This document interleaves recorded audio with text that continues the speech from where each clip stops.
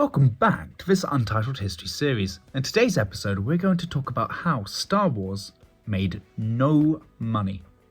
This is a look at Hollywood accounting.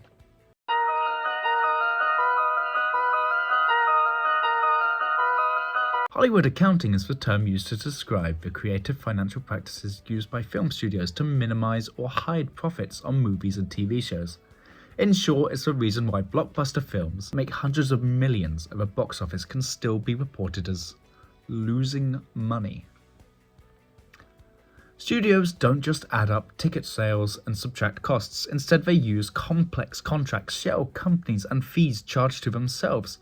Common tricks include distribution fees. A studio might charge its own subsidiary that distributed the film 30 to 35% of the gross revenue. That money never leaves the studio, but it reduces the official profits. Overhead costs. Studios assign massive overhead costs to each film, sometimes far above what was actually spent. Marketing expenses. Advertising promotion are often inflated. For example, a studio may claim it spent $100 million promoting a film, when much of that was just internal accounting. Interest charges. Studios sometimes loan themselves money to make a film, then charge high interest as if they were a bank, again reducing reported profits. Merchandising and licensing. Profits from toys, soundtracks, or spin-offs often go to a different division of a parent company, not counted as part of a movie's revenue. Now here are some examples of blockbuster movies that just did not make money, or well, did but didn't. Return of the Jedi in 1983, despite earning nearly $500 million. Lucasfilm's accountants claimed the movie never turned a profit under their formulas. Harry Potter and the Order of the Phoenix in 2007, one of the highest grossing films of its year, but Warner Brothers claimed it lost $167 million on paper.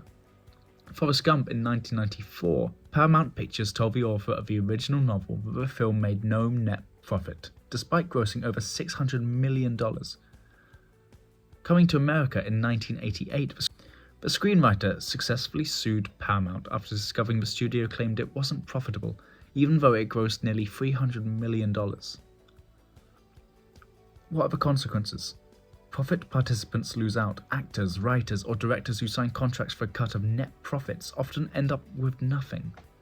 That's why most savvy stars and filmmakers now negotiate for a share of gross profits instead. And studios always win.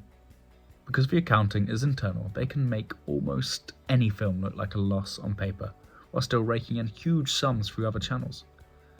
And legal battles. Hollywood accounting has been at the center of dozens of lawsuits, with some writers, actors, and even investors challenging studios for their share.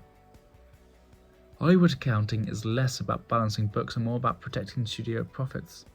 It's a system designed so that the house always wins. A reminder that in Hollywood, the drama isn't just on screen.